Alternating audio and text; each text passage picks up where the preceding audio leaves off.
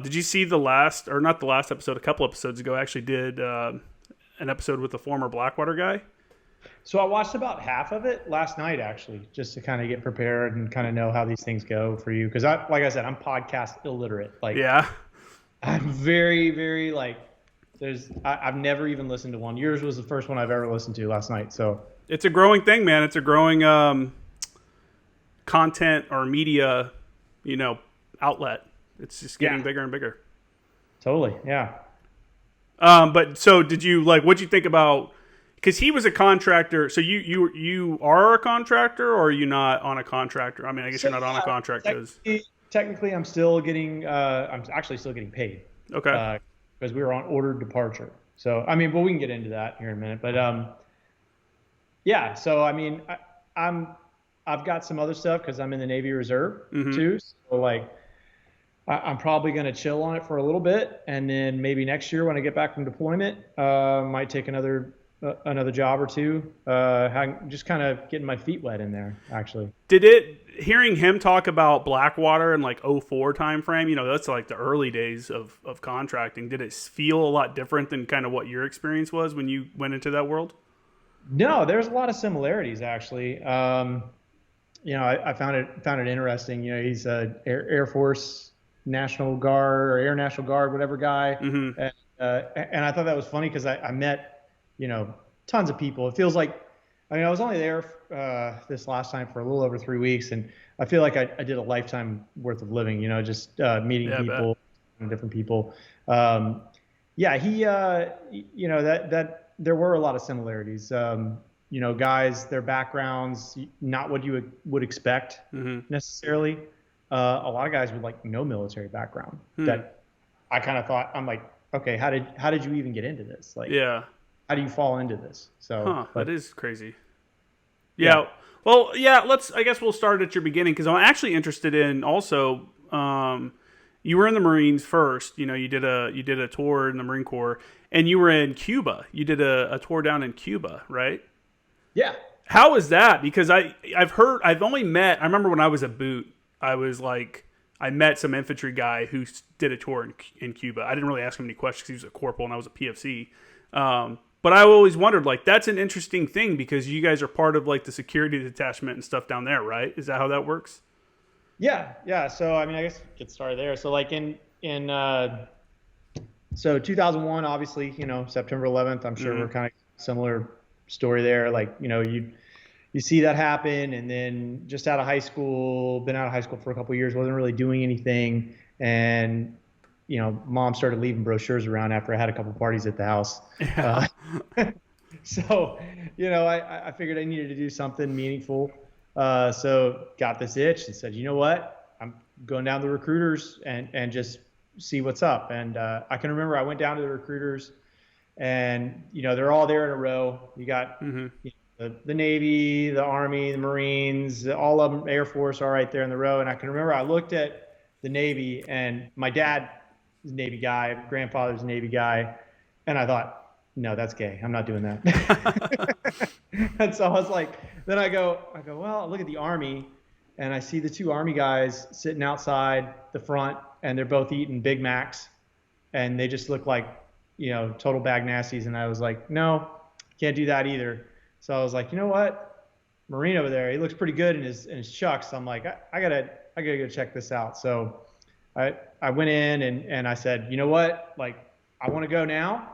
I want to go infantry, and don't try and talk me out of it. And he was like, all right, slow down, killer. You got to take an ASVAB first. Yeah. So yeah, that was basically me getting in there. And what did your family think since you decided on the Navy and you went for the Marine Corps? Were they like, what the hell? Well, so my pops was not thrilled at first. He got drafted for Vietnam back in the 60s, and he the very next day he went and joined the Navy. I think he was not too keen on going to the jungle. And then he realized, hey, they're still sending these guys to the jungle too. So he said, I got to study real hard and get on a submarine. So that's what he did. He ended up spending 3 years of his life, or a total of 6 years in the Navy. But I always kind of had that feeling inside of me, like I needed to do something like this. But it was never something that was going to be a lifelong thing for me that I thought anyways. I thought I'd do my time, get out, and that was going to be it. I didn't realize that, when you get into stuff like this, it kind of becomes a part of you and a part of who you are. For sure. So, you end up always having that itch that just needs to be scratched. Especially something like you were infantry, so you're going through, you're doing all the cool stuff. You're getting to go out to the field and train. At the time it probably felt like, oh, this sucks, we're going to the field again. But I think looking back, you probably really appreciate those days of going out to the field and like doing stuff with your friends. It's like being one of the Lost Boys on Peter Pan. You're out there just with your buddies, with your homies, like doing cool shit, and nothing could stop you. Totally. I mean, you're in your 20s and you're invincible, but hindsight's definitely 2020. You definitely remember all the good times, and then you laugh at the bad times. When you're cold, wet, hungry, whatever. But it's definitely a thing you get to appreciate that more as you get older. I feel like that shared misery is what makes it worth it. Because if there was no shared misery, there'd be no like really cool memories like that. Yeah, totally. But I was definitely one of those guys. Like I was very privileged growing up. I feel like I was, nice upper middle class family. I felt like, and we, I always had everything I wanted. Never wanted for really anything. And then, I wound up on the Yellow Footprints, and I can remember thinking, "Oh crap, I should have gone to college." I was like, wow, what did I do? And then, I kind of just was terrified of getting recycled in boot camp. And then finally you make it through, and it's like, oh, great. Now I'm a Marine, we can go out, kill everybody and be this, total badass. And you're like, gosh, I don't know anything. Like, even when you go to school of infantry, you're still like, am I really that guy? Like, am I going to be ready for this? Like, because this is probably going to happen. So yeah, for sure. Especially the time frame. Obviously it's that's what was going on. The war is going on. When you joined, what was your actual MOS? What did you end up specializing in the infantry? I came in 0311. Okay. I wanted to be 0352. And they said, nope, no dice. You're 0311. Actually got cross trained as a machine gunner. Yeah. And then it was this weird thing. Like, so I was in 3.6, and in 2002 they decided, 3.6 was part of the initial like push into Afghanistan. They took Kandahar. All my senior guys, I wasn't there at that point, but all the senior guys. So they had just gotten off that float, and they were like, man, I can remember the first night in the fleet was intimidating. Like, yeah, I bet. Yeah, you drop to the fleet and you get there, and it's you get that. It's like you're going to prison, like fresh meat. And you walk up, and that first night was just crazy. I remember a kid got taped up in between two mattresses, thrown off like the second or third deck or something like that, and like just all kinds of crazy hazing stuff going down. But for me, it was mostly, it wasn't anything too crazy bad for me because I had a good attitude about it, I guess. I don't know, but and then pretty quick got accepted in by some of the senior guys and started learning, you know. So, but yeah, no, it was a weird feeling. And then I kind of had this like worry that I was going to miss all the stuff, like all the good stuff, because up until that point, all we knew was like Desert Storm, and that was over and done with in like a weekend. So I'm going, I just want to get there. I just want to get there so I can do my bit and then get out, basically, because it's like I got a life to live, but I want to be able to say that I was a part of this. And little did we know, 20 years later. Yeah, no shit, right? Yeah. So I was pretty annoyed. We were working up to go. I thought we were going to be part of the initial invasion in Iraq, and then they said, oh yeah, we're going to Iraq. It looks like it, blah blah blah. And then they're like, all right, guys, get ready to go. We're going to Cuba. And I'm like, God damn it! Shit, are you kidding me? Like, really? Cuba? Like, what the hell? What am I gonna do there? And like at that point, we weren't even allowed to take care of the detainees because I was like, so I don't even get to beat on some of these guys and get them. Like, what am I gonna do? Just standing in a tower. Yeah, it's just like A Few Good Men, right? It's got to be just like that. You're gonna be running up and down dusty hills and stuff along the fence line. Kind of, I mean, it was weird. The only thing, I can't even remember. It was that what's the Will Smith movie where they're in Guantanamo? I don't even know if that was out yet, but I can remember I don't like it know. wasn't anything like what I thought, like any of the A Few Good Men, anything like that. It's these three, you stand up three posts on either side of the bay, and so you're miles from anyone, and it's basically just boredom. I mean, you're just What's standing in the tower. what's the point? What's the purpose in case the Cubans try to invade that part of the island? No, so our main thing was, we're logging, because you always have a Cuban shadow post on the other side, Mm-hmm. and so you're logging what they're doing, what vehicles are going back and forth, and all that. But then the main thing was to pick up Cuban asylum seekers. Mm. So we had several while I was there, but these people are trying to escape Cuba. I mean, same as like I live here in South Florida, and we get Haitian refugees. I guess we really don't get Cuban refugees anymore because there's no more wet foot, dry foot. Yeah. But they would think that there was wet foot, dry foot, and actually the kicker for them was that once they got there, it's not actually U.S. soil that they're getting onto in Guantanamo. We rent that Yeah. so we immediately repatriate them at the Oh front man. or at the northeast gate, and I was part of like one repatriation that I can remember, and they would like take the guy, you'd hand him over to the Cuban soldier, they'd take him about 1,000 yards back behind a building and shoot him in the head. No way. Really? Yeah. So you're like, Holy shit. but I mean, you don't really. It's weird. And there's one guy that we had captured at one point, and I think he'd been over like some crazy amount of time since the 60s. Like he kept like escape or like coming over to our side, and he would come over to basically gather intel, and then you'd repatriate him. I mean, they're not going to shoot this guy in the head, but Yeah. he actually was one of the Cuban asylum seekers that we caught there, and you have like your whole protocol, like you get your if you can't help them while they're on the Cuban side. So I can remember one night specifically, I'm standing post over by the ocean, and I was night shift, and it was like a 8 to 8 sort of thing. Mm-hmm. And so like early morning hours, the sirens start going off on the Cuban side, and they pull out this technical out onto it's like a cliff type face coastline there, and there's two dudes that scramble down the rocks and are trying to make it around because it's all minefield in between. So they scramble down the rocks, and then the Cubans are actually shooting at them with like a freaking douchka or something. I don't even know what it was, but like you can't do anything to help because of the rules of engagement. So you just have to watch all this going down, and you're like, man, this is crazy. Like I've never seen anything like this as a 20-year-old kid.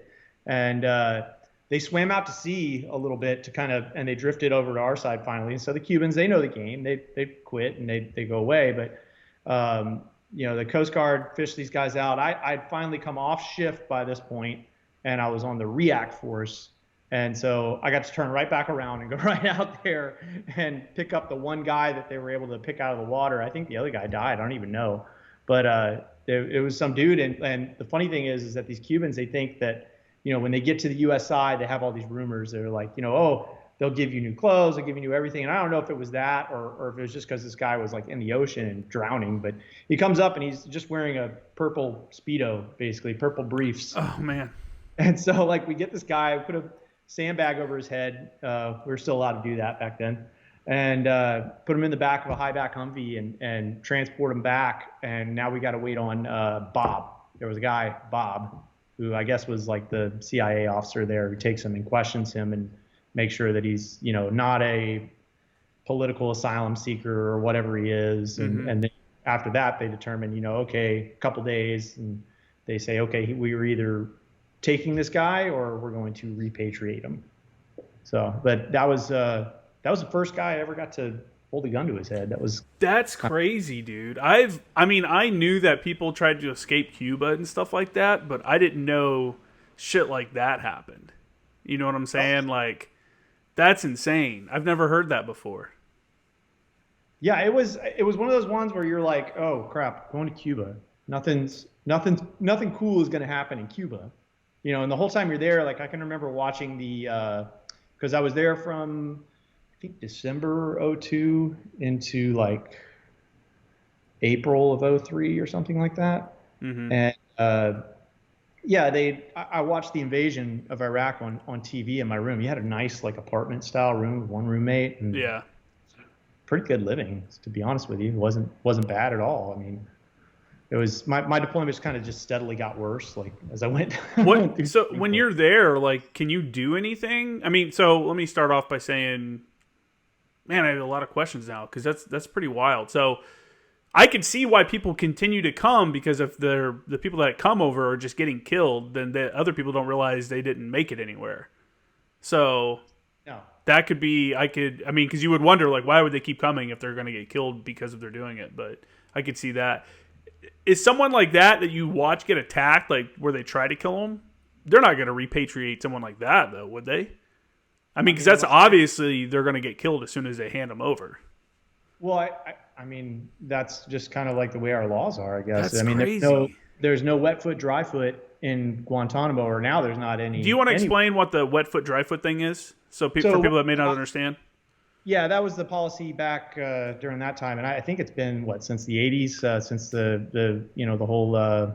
It was all the way up until like the Clinton administration. I think either stopped it right after the whole, what was that kid? I think it was Obama, wasn't it? Didn't Obama stop it? Maybe that's what it was. I don't know. I'm not really 100% sure. Well, either way, it was like, if you made it to American soil and you're a Cuban refugee, then you could stay. I mean, granted, you have to go through some sort of vetting, I'm sure, but yeah. So they would they would be allowed to stay in the United States. Now that's if you're floating from Cuba on a rubber raft, all the way up to Miami. Now, they thought maybe, hey, if we just get to the U.S.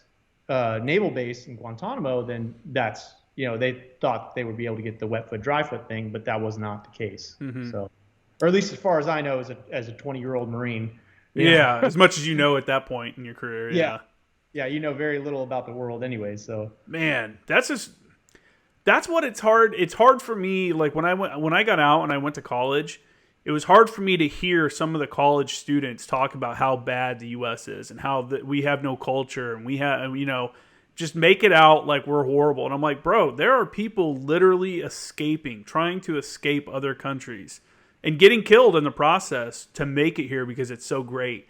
And all you fucking pretentious little, whatever that are in college bitching about your life on your iPhone while you sip on Starbucks, like you don't even realize, man. And it's so fucked up that we've taught people. I mean, I don't know, that we've lived in such a comfortable society now that people think that what they're experiencing is anywhere close to being bad.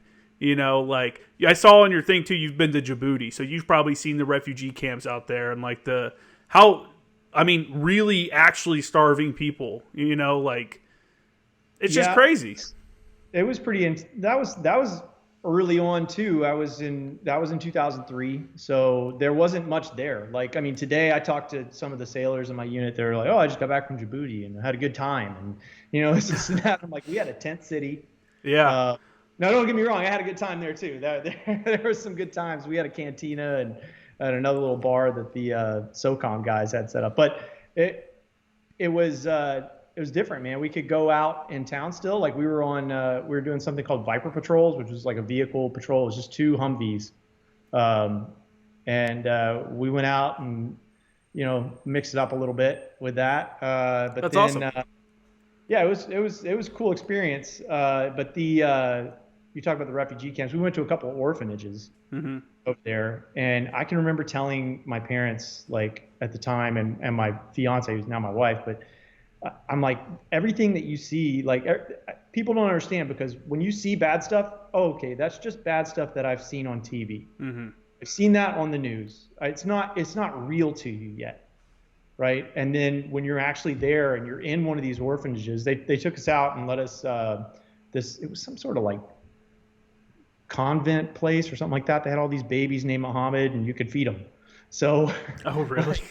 Yeah. And so like you're feeding Saddam and you're just thinking like, what is this kid's life going to be like? Yeah. Like, you don't even know. And I mean, we went and played soccer at another boys' orphanage, and it was just incredible to see the poverty. I'd never seen that in my life growing up. It's a completely different human existence than what anyone in this country can even fathom. You know what I'm Yeah. saying? Like there's I remember going through Djibouti, so they didn't let us. I don't think they let people really go out in town anymore, like just to go out and like hang out. Yeah. We used to just take pickup trucks though from the base out to like Arta Beach, where the MEU would pull up to, where the ships would pull in, and we would train and then stuff like that. And there was a refugee camp there from the civil war in Ethiopia. I think that's or Somalia. It's one of those. I can't remember, but there's this massive one that you drive by. Every time you leave, you'd see it. You're just like, man, that's crazy. Like, it's huge. Yeah. And in the town, these people living in corrugated steel huts, like in this, like one of the hottest places in the world, and you're literally living in like little ovens and stuff. And I remember it being like 80 something degrees out, and they're out there like wearing sweatshirts and stuff. Like they're out there. I see dudes like trying to trade shit, and they're all wearing like hoodies and like long jeans and shit. And it's so hot. We're like, what are you guys doing? Like, it's crazy. But yeah, dude, like having that kind of, I don't know, having that kind of world experience, like has made me appreciate, being in the United States so much more. It's like, that's why I think you see a lot of veterans that have a hard time accepting people's sob stories. It's like, cool story, man. There's really people out there actually struggling. You can't afford your cell phone this month. Like, who gives a fuck? Do you need a cell phone? Probably not, or you can't, like, I don't know. It's hard for me to accept some sob stories when I know people haven't done any kind of work to make their situation better. And then it's also like, your situation's not as bad as you think. Like, you have a roof, you have food, you're going to get up tomorrow and you have clean running water. Like, you have so much more than a lot of the world. We forget that only 70% of the world's population has internet. Can you imagine, like, not having any access to internet at all? Oh my gosh. I was having an anxiety attack when I thought that I wasn't going to be able to have internet in Afghanistan this last time, but it totally wasn't like that. It was super cush. Yeah, even in Afghanistan, we had internet. We scored in 2013 in Sangin, of all places. The advisor team before us scored it's called like a Cheetah or some shit like that. It's like a satellite internet dish that they usually get for like from the MWR for an entire unit. Well, somehow the advisor team before us scored one pretending to be an entire unit. It was only like 20 guys, and they turned it over to us. So we had Wi-Fi. We cooked it up to a router. So we actually had Wi-Fi in the middle of fucking Sangin, which was crazy. But it's like, I don't know, man. I just like appreciate someone like you who's been around and you've seen some of these like evacuations and stuff like that. That's like real tragedy, because most people can't relate to it, So let's talk about. So you went on the MEU. What were you doing in Djibouti? So when we were in Djibouti, we were the anti-terrorism battalion. So I think I started to say it, but I trailed off. But so 3rd Battalion, 6th Marines, right after, our guys got back from Afghanistan the first time, they said, okay, we're going to let you guys be the anti-terrorism battalion. And they're like, well, what does that mean? So they sent like one company went to the embassy in Kabul, and then the other company went to Cuba. That was me at first. And then another company went to Djibouti, and then we were supposed to like rotate. And it was only supposed to be like 3-month deployments, but you know how that goes. It always ends up, you get extended to 6 months, whatever. And so I just got to go through like Cuba and Djibouti before they decided, no, anti-terrorism battalion, that's a bad idea. We actually need you to do a real deployment. And but they sent us all, before that, they sent us all to Marine Security Guard training up in Quantico. And I don't know if it was like the actual school or if it was like an abbreviated, because I don't even remember how long I was up there. Mm-hmm. I know I got another MOS put on my stuff, so that was kind of cool. But I mean, you got to do all the CQB and all that kind of stuff. But so that's how we ended up in Djibouti. That was just going to be a anti-terrorism battalion rotation or something like that. So we were the guard force for the base. And we were doing the Viper patrols or whatever until my group messed it up. Oh yeah, yeah. We got into a little thing out in the desert. because we got there and we were like, hey, so what's the deal? Like we're going out on these patrols, and there was a reserve unit that we were relieving, and they were like, yeah, you just go patrol. And we're like, okay, well, what routes? Like what's our AO? And they go, the country, because it's not a large country. So Yeah. we would go like ride through town, go by Cot Corner, then we go out into the desert, and then we just, you got six Marines and 2 Humvees, and you tell them, hey, you've got a 12-hour post, go patrol. Well, of course we're going to go ride around and do stupid stuff, right? Yeah.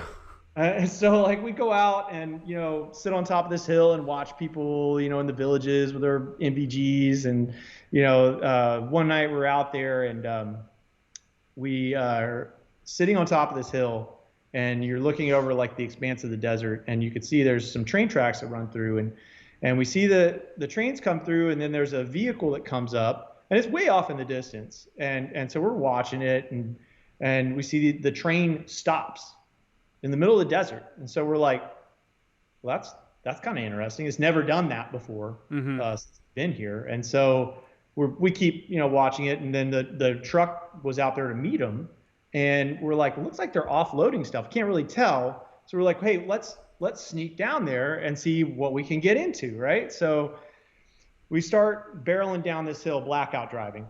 I've never done it before, ever, right? So and here I am, 21-year-old Tom, just barreling down this freaking mountain, and as soon as we get up to where they're just about there, we flip on the lights, and we see it's like a flatbed truck, with the panels on the side, and there's like 20 dudes in the back with AKs and RPGs. Oh shit. And they're all in civilian attire, and we're like, oh shit, there's only 6 of us. I think we had like a 240 on top of one and a 50 cal on top of the other slant back. And we post up there, and my buddy that was the vehicle commander, he immediately jumps out and draws down on this guy. So we all jump out of the vehicle, and there's a lot of yelling back and forth. Obviously they can't understand us. They're all, Djibouti or whatever they were. And then a guy who's in a uniform jumps out of the passenger side. And he's going, no, no, no, no, no, no, no. And, I'm just sitting there, and I'm trained in on that guy, because my vehicle commander is walking towards that guy, and he's walking out towards him. And I'm thinking, as soon as his hand goes for something, I'm taking him out. Like that's done, and it's gonna start off. Well, so I'm terrified, because I'm going, they've got us outgunned crazy. I mean, and so I'm just about to put that extra bit of pressure on, and then he turns to his guys, and he tells them to lower their weapons. So I was like, literally, I mean, half a pound of pressure away from dropping this dude, and he tells his guys to put down their guns. And so a little back and forth, we figure out these guys are Djiboutian military. So they're supposed to be allies, but they're obviously doing something they're not supposed to be doing, whatever it was. I think they were smuggling something in from Yemen. Like that's the only thing I could, or up from Somalia. That's the only thing I could ever conclude. Never actually found out. We had really bad comms. We were like, okay, we're going to escort these guys back to the first military checkpoint that we knew of, and then see if we can get better comms there. And it was middle of the night, and so our guys, there was a little miscommunication. So they ended up saying, we were like, oh, they told us just to let them go. And we're like, because we got them to the military checkpoint, and they acted like they all knew each other. And so we're just like, we don't have a translator or anything like that. So we got the message, hey, return to base. So we get back to base, and everybody's awake now. So all the base general comes out, and they're all like, okay, immediately they split all of us up, take us all in for our own little, debrief. And they're like, you guys woke up the president. Oh shit! No way. They're like, you caused this. This could have been like, if stuff had gone down, like this would have been a major. Because I mean, that at the time we were trying to get like a good foothold in that region of the world to where we could operate out of. Yeah. And Camp Lemonnier was brand new, basically. So, or well, with us there, I guess. Yeah. It was. So after that, Viper patrols done. Damn, that would have been crazy, man. Had you guys gotten into a firefight with like a local force out of on a mistake, Yeah, Oh, man, yeah. that would have been tough too. Only 6 dudes in 2 vehicles, man. That was I think we ballsy would just to have roll gotten, up. yeah, I think we would have gotten waxed. We didn't know what we were rolling up to. And I mean, you're like the oldest dude there is like what, 23, 22, It's making decisions. Yeah, it's. I was gonna say that earlier when you said something about when you said you got to the fleet, and it's like all hazing. People don't realize it's like when they do a boot drop, it's like you and your sea bag, and like some like corporal or sergeant or whatever drops you off at some barracks. It's like here's your unit, and there's like a corporal right there or someone to take charge of you. So it's like a 20-year-old kid in charge of a bunch of 18, 19-year-old kid. In my case, I was 22, so everybody in charge of me was younger than me. And, so it's like we put a lot of like responsibility on 20-year-olds. So having a 21, 22, 23-year-old, knowing how dumb I was back then, I don't know if I would trust myself leading like a patrol out in the desert, Right. and finding a bunch. Who knows what I would have done, Like you're very immature at that point. Yeah, that's crazy.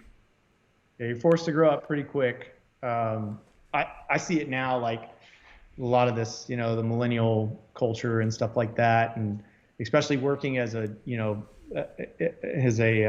medical provider. I see these moms that bring in their sons, and their son is like 23 years old, and the mom comes into a doctor's appointment and does all the talking for them. Yeah. And I'm going, when I was 23, I was, 23, 24, whatever.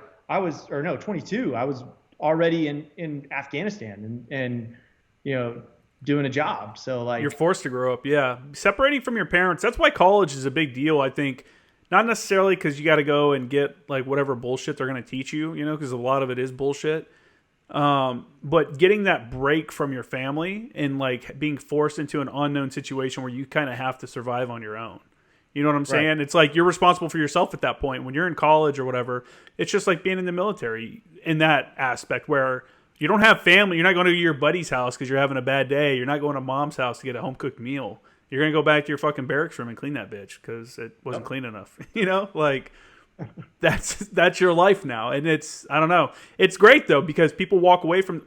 I've always said I think more veterans need to get into politics because they have such a diversity of thought that it's got to be hard to match anywhere, especially if they get out and use their GI Bill and then go to college and stuff like that. Because one, you can appreciate some of the stuff that you're learning in college more because you're going at it with a more mature mind and stuff.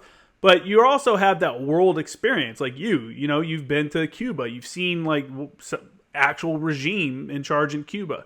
You've been to Djibouti, you've seen actual poverty in Djibouti. You've been to Afghanistan multiple times, it looks like. So you've seen like how those people live, which is another like crazy example of what poverty actually looks like.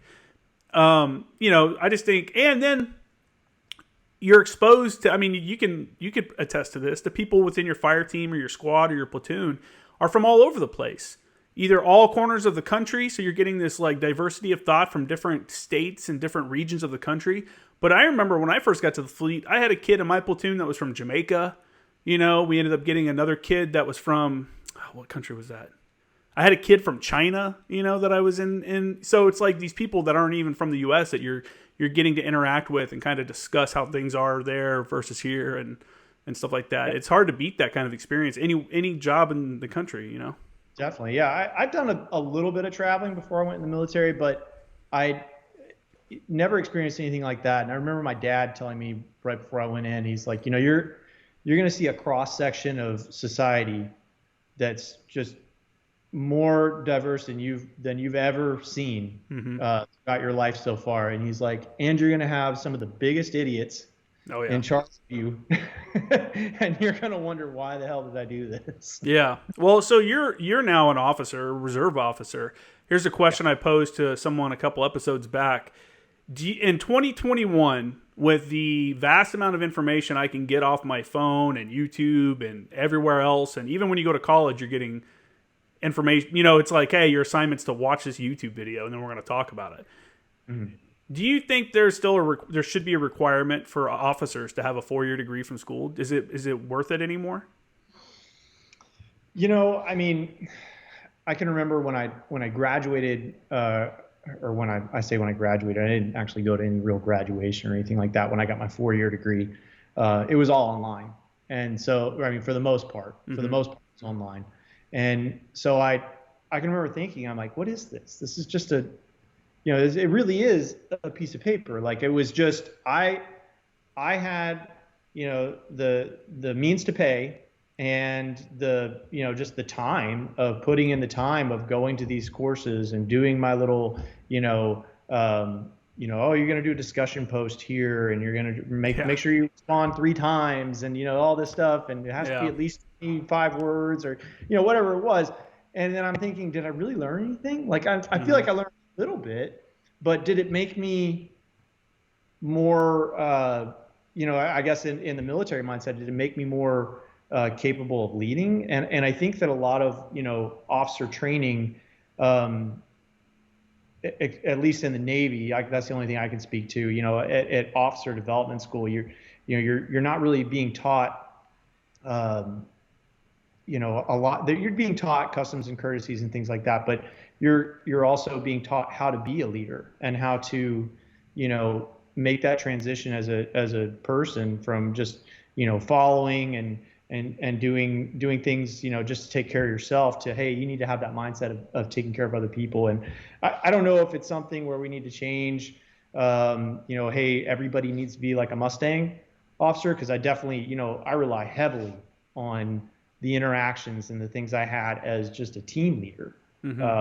And in the Marines to, say, hey, this is how you deal with a difficult person or somebody who's, just not ever going to get it. But you're still stuck with this person in your charge. You gotta make sure that person does the right stuff and doesn't kill you or, mess up something for themselves or whatever. So. Yeah, that's the struggle of leadership, right? Trying to bring out the best aspect of each, individual to make the team the most, well-rounded and like successful and stuff like that. Yeah, go ahead. No, I said even the turds. Like you gotta. Yeah, man. I mean, polish those guys. So we had one of my my comm chief when I was with 210, Jared Jones, who's a Indian, not Native American. Because when I would say, "Oh, you're Native American," he's like, "Only white women call us Native Americans. We're fucking Indians." And I'm like, "All right, man." Like this dude's full-blooded Indian. He was like, he liked the challenge. I remember, liaison shop, the forward observers and stuff, you're getting whatever the battery or whatever the battalion will give you for radio operators. And we always had really good success because we, forced them to be better than what they expected themselves to be, and like continue to train and stuff. And, I remember him going and just telling them like, give us your shit bag, give us your worst dude, the untrainable. Because we'd already taken one and made him like a really good radio. He turned out to be like a savant. This kid could run an EPLARS. If you don't know what an EPLARS is, it's an old, it's like a way I don't know if they still use it or not, but it's a way they would do data over the radio. But it was like before the 117. And no one knew how to use this thing. You had to go to a special school to learn how to use it, except for this one kid who no one else wanted, but we took him. And like, he figured out how to use it online and, doing his own research. To where the battalion would like hit us up and be like, hey, we need so-and-so to come over here and help us fix our EPLARs. But, it's a struggle. That's what you got to do, though. You got to find like, what's that person good at? And sometimes there's people that aren't good at anything, and it's unfortunate. And I've talked about it on the podcast before, like, just because someone's a shitbag in the Marine Corps or they're just not very good at their job in the Marine Corps doesn't mean they're like a bad person. They just weren't very good at being a Marine, And there's nothing wrong with that. And it's not supposed to be easy, and it's not supposed to be for everybody. And those guys get in, that 10% gets into the Marine Corps. So a lot of people hold grudges against people that they served with in the military, or they look back on people. And it's like, try to come back with a softer stance because now they're civilians, you're a civilian, especially if you're both civilians. Like all that bullshit's over, like just they're probably still good people. But yeah, it's a tough thing with leadership, man. Yeah, totally. Yeah. So, so you did finally make it to Afghanistan. And let me say, I know what you're talking about when you're like, man, I don't want to miss the war, and then you get sent to go do something else. I felt that same thing. I came in 2006 and I didn't get to go to Iraq till 2009. And I was like, dude, I'm going to miss the war. Like Iraq's got to be coming to an end soon. And it turned out like I was on one of the last deployments there. So I know that like, man, I want to go do this because you don't want to like feel like you just practice all the time and you never got put in the game. You know what I'm saying? And there's a lot of guys that have problems nowadays that never got to deploy, that kind of feel like their service was wasted because they didn't get to deploy, which is, in my opinion, a dumb feeling to have. But Yeah, no, I totally. I mean, I talked to some people that were in that, late 70s or early 80s time frame, and they sit here and they're like, well, we did our time, but it wasn't like what you. And I go, no, you signed that line knowing that could mean that you would die overseas. And so there's something to be said for that. Even if, I mean, we kid people all the time, obviously in the Marines, about being a pogue and stuff like that. But I mean, nowadays that doesn't really apply, I would say. I mean, except for, you just have that culture in the infantry that you got to give them shit over that. Yeah, you're gonna give somebody shit over anything. It's got to be anything. Yeah, that's part of it, right? So, yeah. But no, I mean, if you do your time, you do your time. That's all there is to it. And I mean, it's just luck of the draw as to whether you end up actually going somewhere and being in combat. And so that was Afghanistan, 2004, and I was just in the throes of young love. Married my wife, and I got a call the day before my wedding, and they were like, hey, you need to pack your stuff right now and come back to base because you need to be back here tomorrow. They go, leave is canceled. We're leaving early. And I was going, no, I'm not. I got to get married tomorrow. My in-laws spent who knows how much on this wedding. Like, yeah. So one of my platoon sergeants at the time, Sergeant Swain, he covered for me. He's like, well, I'll just tell him you're out in town doing something for me. And so I got married and then got back, and 2 days later, I was in Afghanistan. Man, it was wild. My wife, we were really young getting married anyways, and I was 21 and she was 19, I think. And now I'm gone, and it's not like, this is the early days. So it's like, I didn't hear from her for, I think it was at least a month and a half. Like after I said bye and got on the bus, it was like a month and a half before I was able to even have before I even got a letter. Mm-hmm. Or anything. So I mean, that was interesting. Different times, man. Year of marriage was just like kind of a write-off. Like, were we even really married at that point? Like, I guess, yeah, but legally. Wasn't there a thing called like Moto Mail or some shit like that back then, where you could like write a message online and it sent it to the service member? Do you know what I'm talking about? Vaguely, but I mean, we got to Afghanistan and we spent, like the first 2 weeks in Bagram, like zeroing in your weapon and all that kind of stuff, and then getting ready to push out. And then after that, we were just out, and we were out doing whatever out different places and sleeping in holes and, doing all that crap. And so, I mean, I don't think I probably touched a computer maybe 3 times. Oh, well, you would have been receiving the mail. You wouldn't have been the one, doing the online stuff. What was Bagram like in 2004? This is still pretty early on. This is only a couple years, into the whole shebang. So we flew into Manas Air Base in Kyrgyzstan, which I didn't even know where I was until after I'd been on the ground for a couple hours. I thought I was in Russia. Yeah, it looks like it when you land. It's what the fuck is this? I didn't know. That was one of the stewardesses. I asked one of the stewardesses, and I was like, "Where are we?" And she's like, "I think Russia." And I'm like, "Okay, cool." So we were like walking around, and it's all like this old, Eastern Bloc Soviet Union type stuff, and there's like, bombed out buildings and like statues of freaking Stalin. And it looks very communist. Yeah, it does, right? So yeah. We leave there, and I can remember they said, "Oh, the first chalk that went in," because we left out of there on C-130s.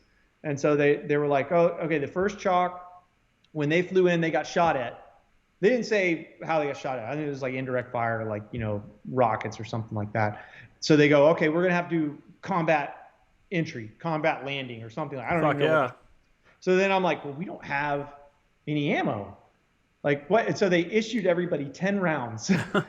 Like, at Manas Air Base. They're like, here's your 10 rounds. Load them up in your magazine and get on the bird. Let's go. And I'm thinking, what the hell is 10 rounds going to do? Like, so I didn't have any, my expectation was like, I'm going to get off of this, I'm going to run out of the back of this thing and I'm going to be getting shot at. Yeah. Like that's seriously what I thought. I mean, and so everybody falls asleep on the flight, and next thing I know, I wake up and we're in the steep dive. So I guess that was the combat landing sort of thing, where they do that like steep dive and then they halt on the runway, like it's a real short And runway they or like whatever. they like spin in like it's, yeah, Yeah, they whatever loop they're in. doing, air wing stuff. I don't know what that is, but Yeah. so they do that and we land, and then I remember the back's lower and open and nobody's too like hyped up, but I'm still like my heart's racing a little bit. Here we go. Well, there's a Burger King over there. There's Oh, it had already gotten to that point, huh? yeah, it was a big base at that point, and I can remember walking off like, well, I think I can give these rounds back. Like I'm not going to need them for a little bit. I'm gonna go hit the boardwalk. Yeah, as they just walking around, like I'm going, there's a big gym over here. There's all these other multinational forces, and the Ukrainians over there. These guys over here. It was, I don't know. It was kind of weird. Yeah. So you didn't really feel like you were in a combat zone at that point. I never made it to Bagram. Well, we flew in on my advisor team in 13. We flew into Bagram to drop off the Air Force folks, and then we just like flew out immediately. I have one photo on the flight line that John Isley, one of the guys from my advisor team, shot. He took a photo of me with like, you can see the Hindu Kush Mountains or whatever in the background. Yeah. And I'm like, that's crazy, man. So that's my experience in Bagram. But, when you fly into like Leatherneck or any of the other major bases, it's kind of the same feeling. It's like a bigger base. There's some infrastructure there, a lot of different foreign nationals and stuff. How long were you guys there for? Was it just for administrative like purposes, like kind of get ready to go and then you pushed out, or was it like you were based out of there for, and you would come back occasionally? No, totally. So we only came back there once. We were there initially for actually I say once. We came back there when we left too, so 3 times. So we were there for like 2 weeks in the beginning. Mm-hmm. And that was just kind of getting ready, like I said, zeroing in the weapons, doing, administrative stuff. I guess they were kind of figuring out like where they were going to put everybody. Our battalion's mission was to secure the first elections.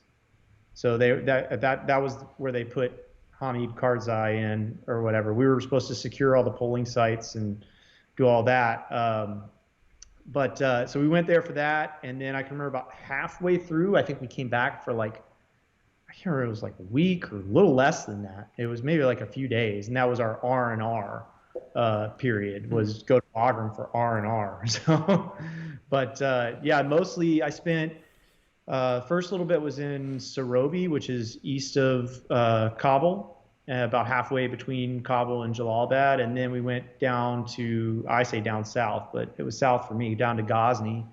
And we spent some time in Ghazni, and then we went up to Jalalabad, and the majority of my time was based out of Jalalabad, but going, elsewhere. Like we'd get picked up in helos and get dropped off here, and you go walk and sleep in a hole for for a week or two, and then they pick you up in helos and bring you out. And so it was more of that. And we did towards the end was when we started going into the Korangal and did a few missions into there. So that's when it finally started to heat up. The experiences there have to be so much different than someone like myself had down in like Marja, where it was flat and it was like farmland and stuff. There were some hills up when I was in Sangin, but nothing crazy. You're talking about up in the Korangal and stuff like that. That's some pretty treacherous terrain there. What was it like moving around there? Like, were you guys getting into enemy contact and stuff? Like when you were doing these helo inserts, like what was that like? Yeah, so our initial mission was to secure the elections, like I said, and then after the elections, I think they had their elections in like September or something like that. I can't remember, but and I'd gotten there in May, but so I'd been there for a while, and then after that, they were like, well, we're going to extend, as you always do on deployment, and so they were like, now we're just going to go see if we can locate and close with. And so they started just flying us in, and nobody was really going into the Korangal at that point. I mean, this is 2004, so this is about 6 months before the whole lone survivor incident there, so we went in there, and we would helo into this logging camp area, and I believe that's ended up being the Restrepo. That whole base where they ended up, Hesco's up and stuff around there. But we would helo in, lower down on these like terraced fields or whatever, and they already had you dialed in. I mean, at that point, they're lobbing mortars like from the time you got there.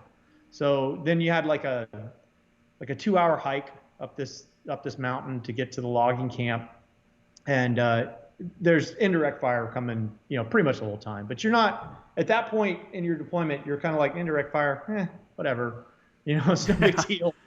So the reaction changes depending on how close it is. Yeah, true. You're like, whoa, they're starting to bracket. Like, that's Yeah, a good one. So, but no, we got up there, and then we would just dig in, and a good tactical assembly area or whatever. And I can remember we were sitting there one night, and we had to go cover another squad's holes. And so it's third squad, you got to go cover second squad's holes because they're on a patrol. And so I had just gotten done digging this fighting hole with my buddy, and it was, I mean, the most luxurious fighting hole you've ever seen. We had like, perfect grenade slump. You had like, a good spot to lay out, stretch out, and rack out or whatever. And it was pretty awesome, I got to say.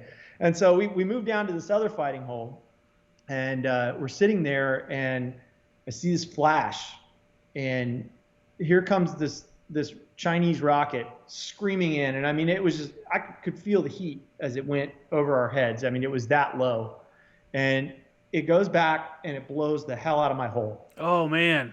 And so I'm just really mad at this point because I'm like, I spent a lot of time on that thing. And one of my buddies, he jumps up and he immediately dumps an entire magazine into the impact crater. And I'm thinking, what the hell are you shooting at? Yeah, what are you doing?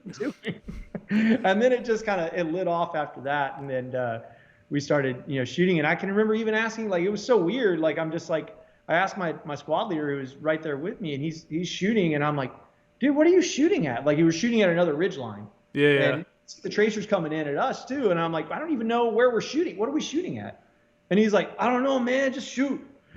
I'm like, whatever. And so we start doing that, and then from our right flank, I started getting, that crack, where that, it's like it's not close anymore. It's like it's right on top of you, and yeah. So I started seeing the tracers going over our head on the right side, coming up the mountain at us, and I told our saw gunner at the time, I'm like, hey man, start laying it down that way, suppress that way, and sure enough, we get a call over the radio after he's been laying down a few 5-round bursts, and they're like ceasefire on that, on that side. There's ceasefire. You're shooting at second squad. Oh shit! So I guess second squad had been shooting across because they're down on the switchbacks. Yeah.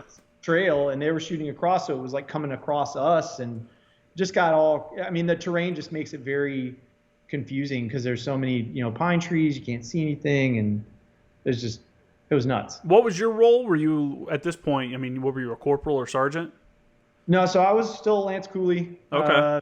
I was a team leader. I was like first team leader in my squad. What'd it feel like, man, to like get into it and like be, like when you're in these kind of situations? Well, what was your first firefight like? Was that your first firefight? So yeah, that was my first actual firefight there, and I mean it was really the only real. I say it was my first firefight. So we had contact before that, but first time I was returning fire, myself, mm-hmm.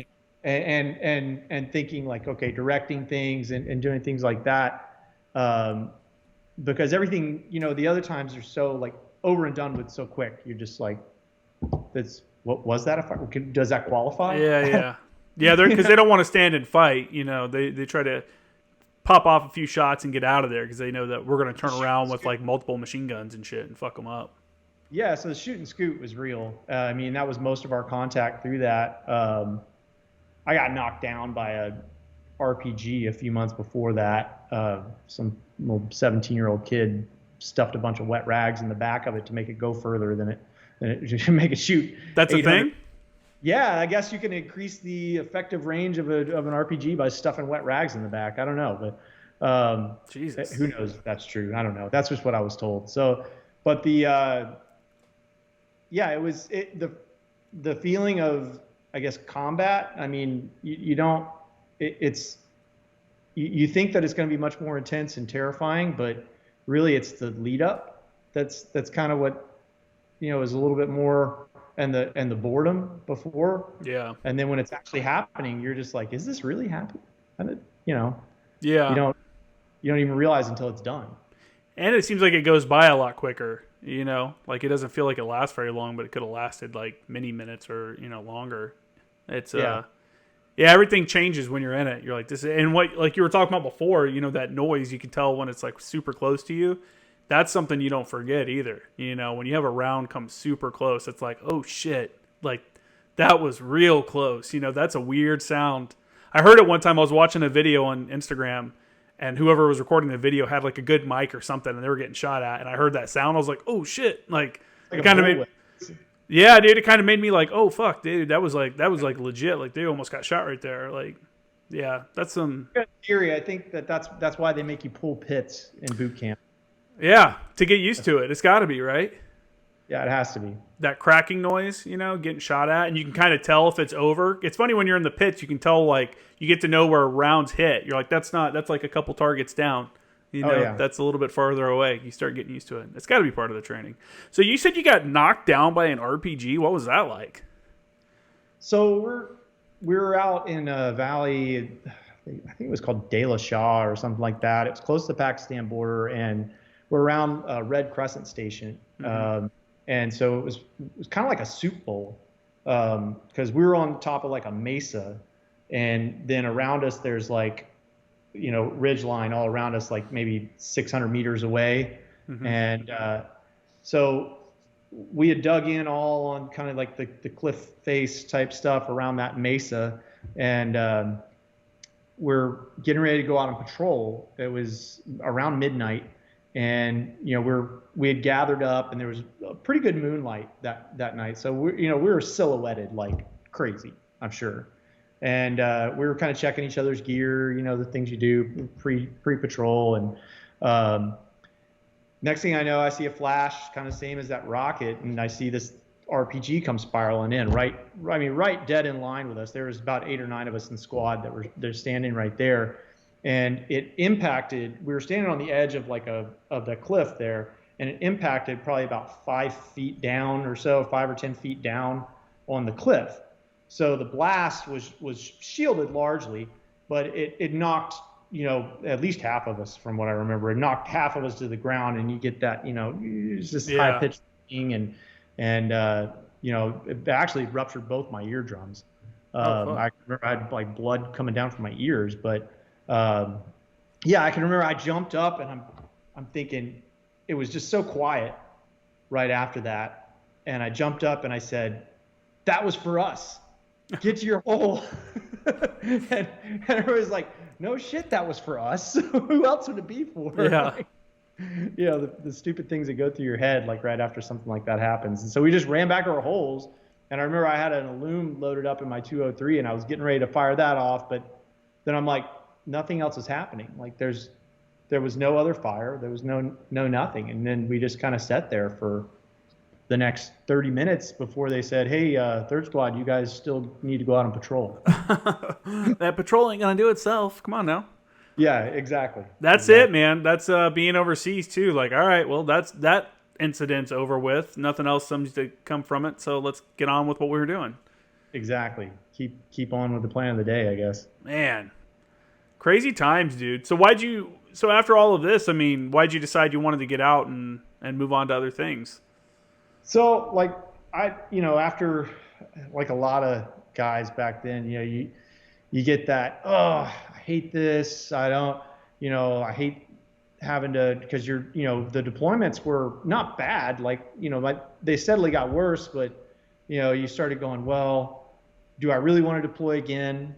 Am I ready to do this again? And I can remember at the end of Afghanistan, they came up to a bunch of us and they said, hey, everybody with EAS dates from this range to this range, they go, we need all of you to sign an extension.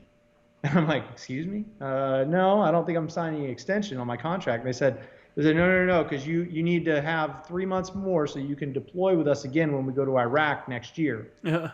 I'm thinking, well, I don't want to go to Iraq. I'm like, I'm not even home from this yet. Yeah. And I was like, I don't want to do that. And so they go, okay, well, if you don't do that, then as soon as you get back, you're going to go home on leave for your 2 weeks of leave. And then when you come back, you're going to cross deck to 1-6 and immediately deploy to Iraq with 1-6. And I go, no, I'm calling bullshit. I'm like, that's BS. I'm not going to do it. Mm-hmm. So a few guys, I mean, a lot of guys, they ended up signing the extension, and then for various reasons. And so I said, I'm going to go back because I feel like I'm pretty good at skating. I had that Lance Corporal mindset. I'm I know how to get around this. So I volunteered for a couple of working parties as soon as I got back. Then I volunteered for McQuist school to go to the swimming school, and then when I got back from that, they're like, that 1-6 had already gone, and they go, well, shoot, what are we gonna do with you guys? Like, there was a few of us, and they were like, well, I guess you're gonna have to go to regiment for a little bit. And then they said, you know what, we got this urban warfare school that we're starting out at March Air Force Base out in California. They go, you guys can all go be role players and instructors out there. Mm-hmm. And so that's what I did for the last little bit that I was in the Corps. I was just hanging out in Southern California and play paintball in this old base housing. So I think I remember when they turned that housing into that, when that was a big push for a little bit, that they were rotating a lot of people through there to do that training. Yeah, it was great. I mean, we got to grow out our beards and like we acted like we were special forces guys and stuff like that. And you're in Southern California, so Liberty's not bad. That's way different than being at Camp Lejeune. Yeah, it was definitely. I got to see how the other half lived at that point because I didn't know anything about Camp Pendleton at that point. Like I'd just been at Lejeune the entire time. And where are you from originally? So originally I'm from Middle Tennessee, right outside of Nashville. Oh, what part? Murfreesboro, Tennessee. So, okay. I grew up in Chattanooga. Oh, okay. Yeah. So you're pretty close. Yeah, I spent a lot of time in Chattanooga too. I just, grew up there and, I mean, didn't know a lot about the world. I'd done a little bit of traveling, like I said, but, really that was the first time like being away from mom and dad. Yeah. It's time to grow up real quick, That's cool though. Yeah, the last guy I had on was he's from Gallatin. He just started a brewery in Gallatin. Oh, nice. Yeah, so that's a good one. Yeah, that's fine. All right, cool. Sorry. Oh no, you're all good. Josiah Trandle was he's an Anglico Marine. He's a artillery officer, and I think up until what happened at Kabul, with the 13 service members that died there, I think the Marines on his GLT, on his Georgian liaison team, were the last ones that were killed in country. But yeah, he's from that area too. Yeah, so I guess we can transition to the private military contractor. So I'm assuming you didn't have plans to go contracting when you got out, right? Or did you get out and kind of live for a little bit and then go, hey, contracting is not a bad option, I'm just going to go do that? So right when I got out, I had injured my shoulder actually skateboarding. So of course, of course. And so I ended up the year after I got out, I always say it was the worst year of my life because I'd busted my collarbone. They did their surgery and they put it back in. And then I went to the VA and they, were dicking around with me and I ended up getting septic. It got a septic. Oh, wow. And so they, about 9 months after, they had to take out all the hardware again. So I had 2 surgeries within a year, basically, and was just, feeling terrible about life. I'd moved back to Murfreesboro. Me and the wife were kind of just, the fairy tale's over.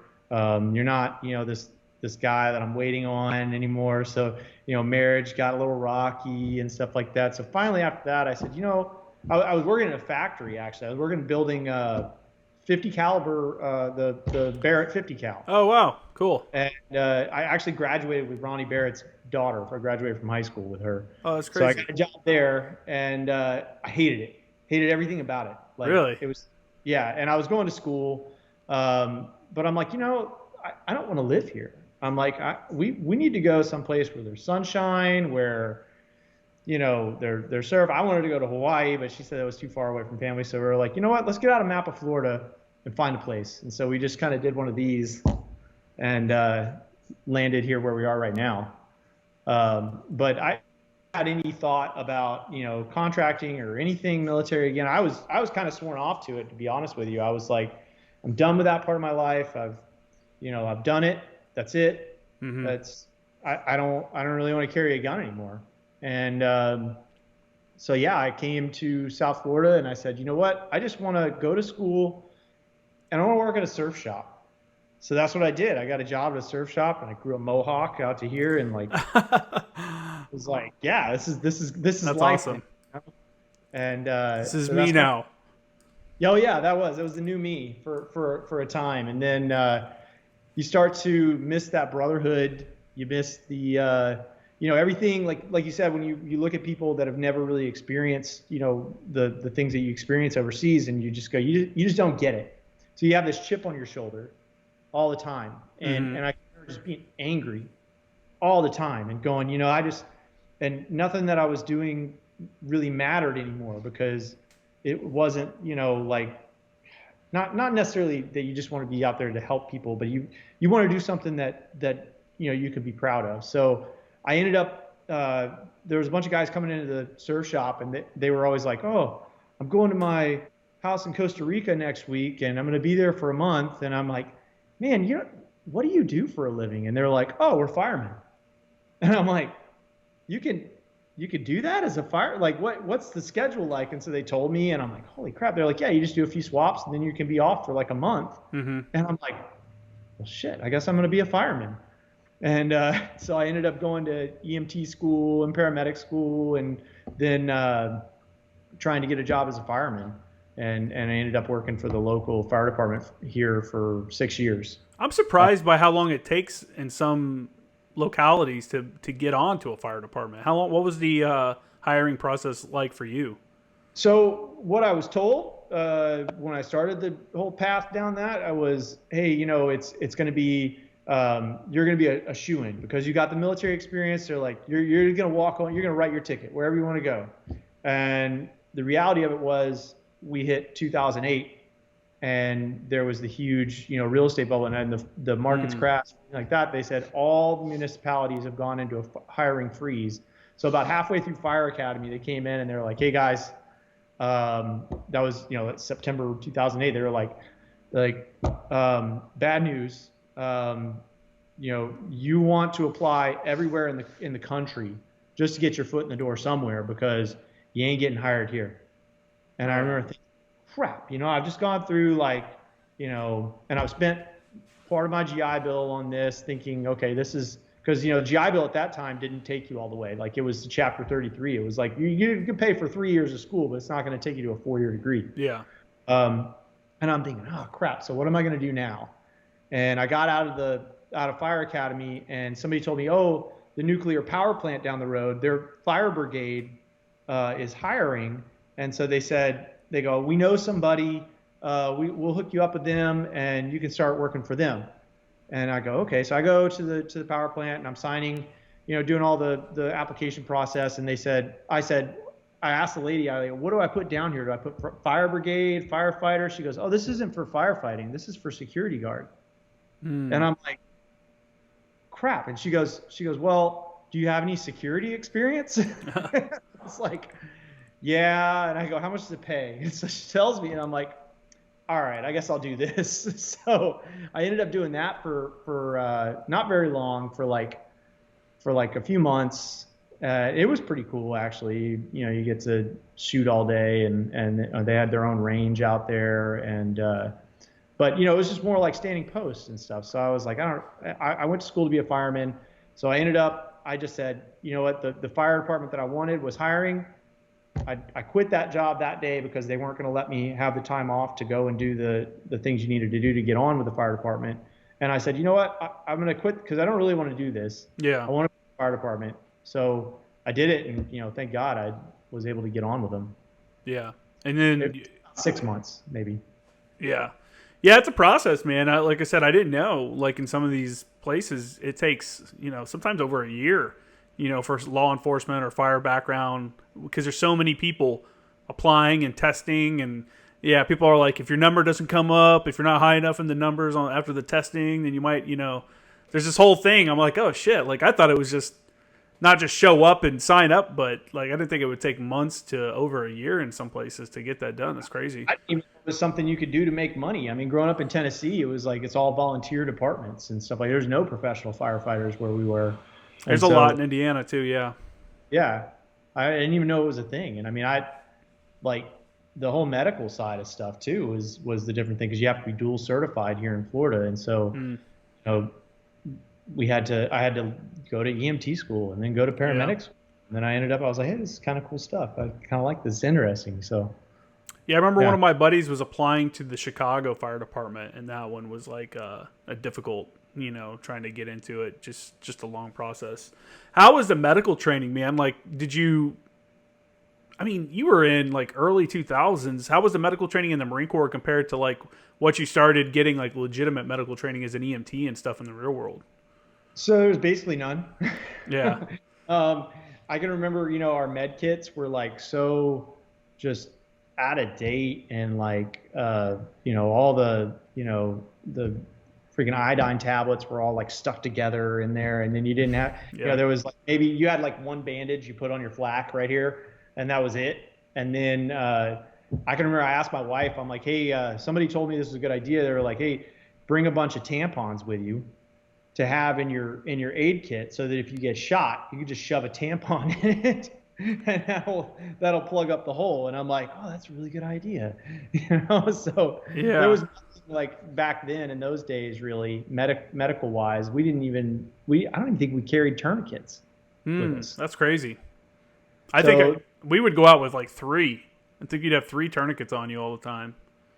Oh yeah, definitely. Now it's like, we've learned like it's life-saving. I mean, I've been doing all the TCCC stuff. I'm now getting a TCCC instructor rating now. And it's just nice. Like, that's what you do. Tourniquets before anything else. It's another level of care that, most people don't get the opportunity. I was lucky enough to go through two TCCC like medical training things with my advisor team and then over at Anglico and stuff, and like getting to do live tissue and getting to do like nose hoses on each other and doing IVs and stuff. Again, it's like something the average person would be like, what are you talking about? Like, you've given yourself an IV or you've given someone else an IV, and it's like, yeah, we practice just in case, just in case Doc gets shot. Like, who else is going to do it, Definitely.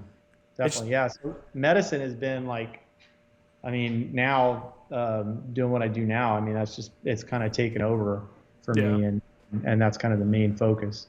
So when you decided, to scratch that itch and get into the contracting world, did you want to go in doing like medical stuff, something like that, or were you wanting to come in and just be like I don't know, like what was your goal? What was your ambitions?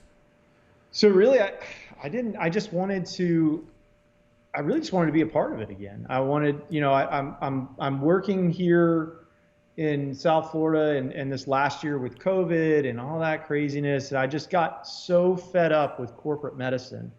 Cause at the fire department, at least it was like, it's not about making money. It's about saving people's lives. Right. Yeah. As soon as I got out of the fire department and went back to school to become a PA, all that during school, you don't really think about the billing aspect and things like that. But then once I got out of it and I realized this is just a business. Oh yeah.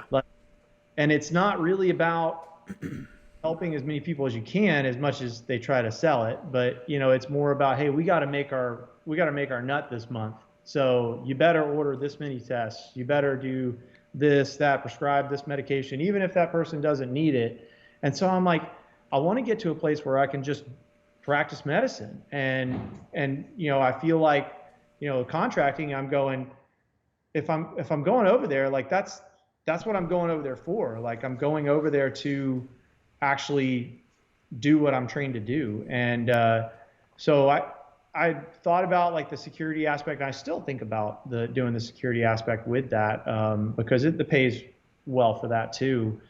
Just doing the paramedic PSS security bit, but this last time I went was purely as a medical provider.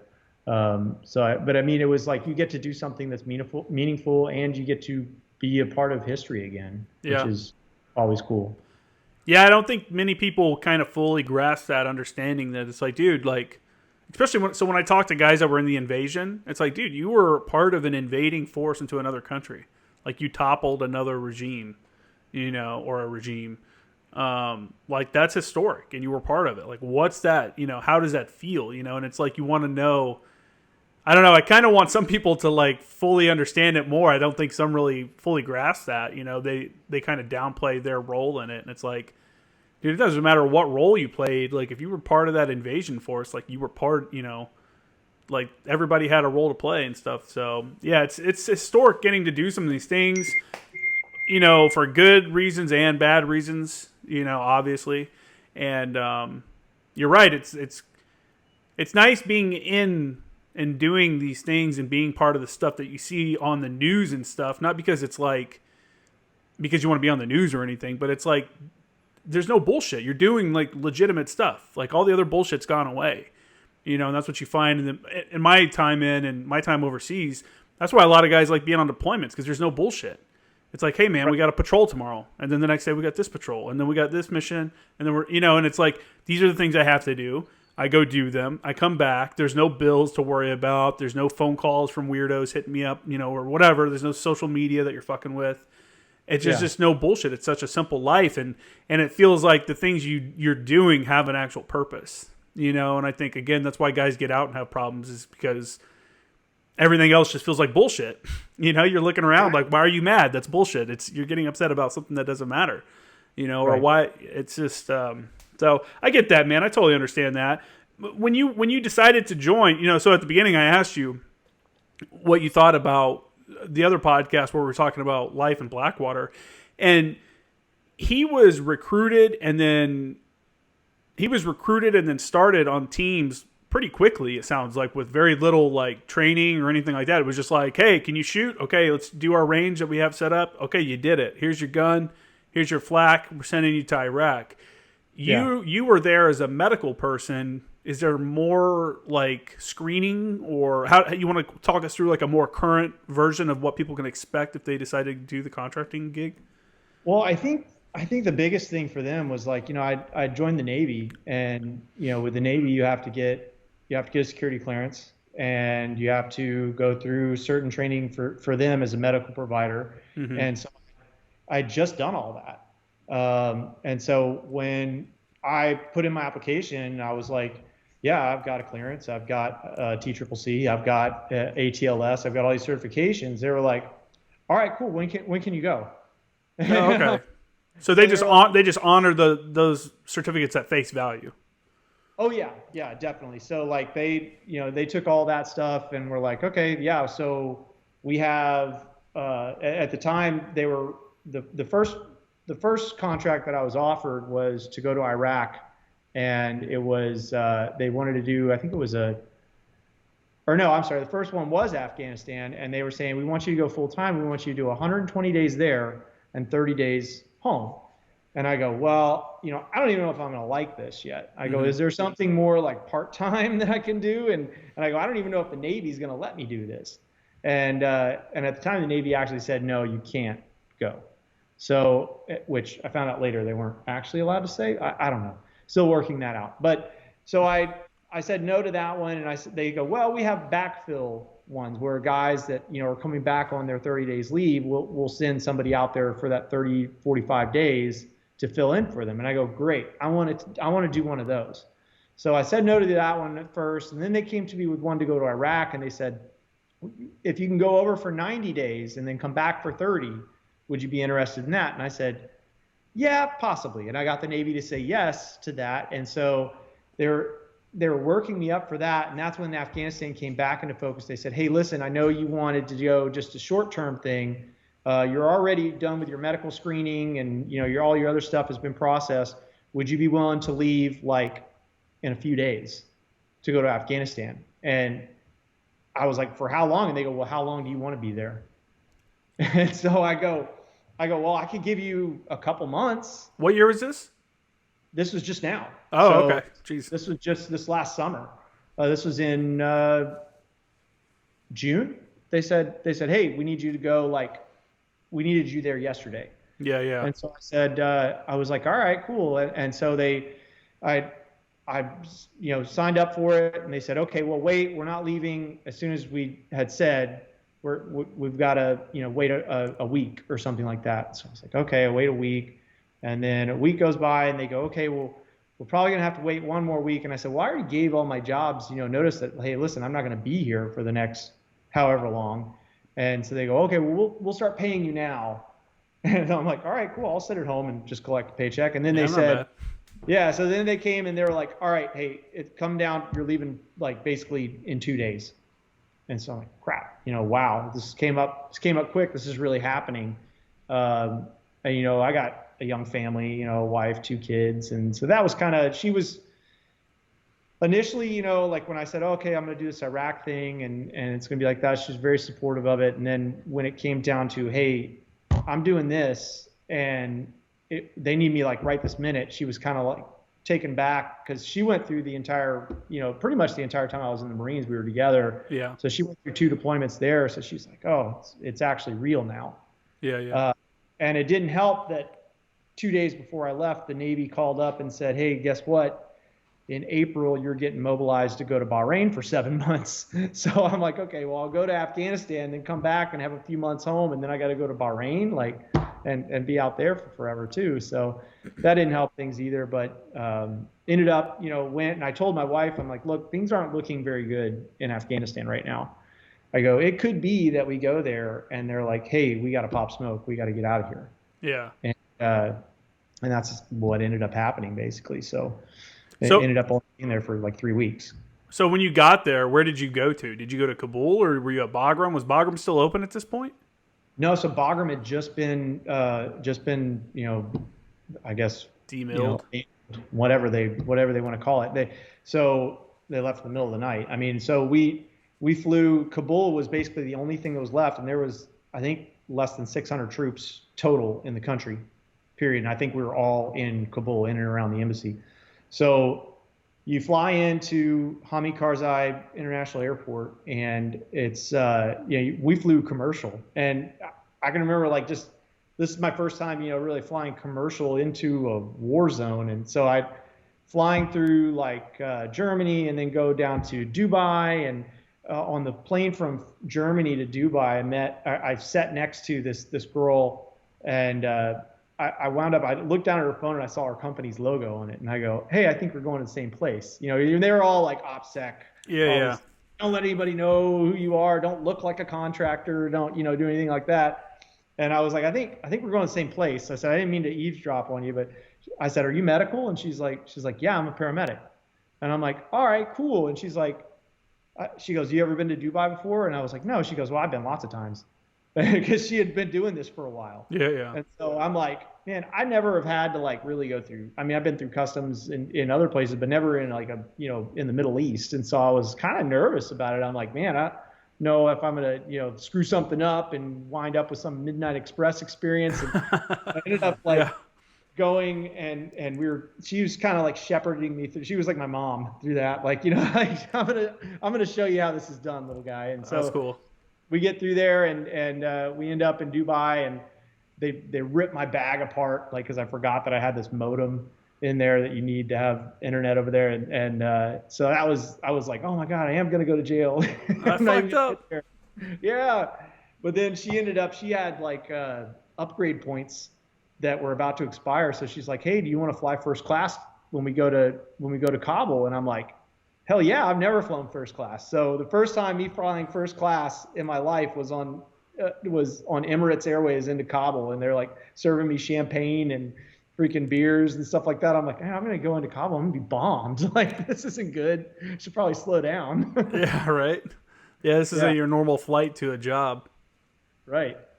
Yeah, man. So you fly into Kabul, and then they're like, don't miss the embassy sign. So there's a guy standing at the plane, at the little passenger jetway, and he's got a little, it's written in pencil. It's like U.S. Embassy, and you're supposed to go to the left instead of going to the right. And then they take you down some steps, and you get into armored vehicles, and they take you over to where you get on a helicopter to go to the embassy. At that time, so what day do you remember the date that you got there? Or I don't know if you know, or if you can say the specific date. I honestly don't remember the exact date on it. It was July. It was in July. What was the vibe like? Was there like a sense of urgency? Were people like, oh shit, everything's kind of crashing down right now, or was it still kind of like, what's happening? Wait, we gotta start processing No. these visas. Well, that was what was odd to me is like I got there and they're like, all right, well, we're gonna reevaluate like how many people we actually need after 90 days, and I'm going, okay. They had just had a COVID outbreak there at the embassy, and so that was one of the reasons they had kind of ramped up staffing. Mm-hmm. And so I get there and they're like, well, we're good now. There's no COVID, but we've got this and that going on, and we're thinking about building a hospital or something like that. And so I'm going, are you guys not thinking about like getting out of here? And they're like, no, no, no, the mission's going to continue after this. It's not, nobody was worried.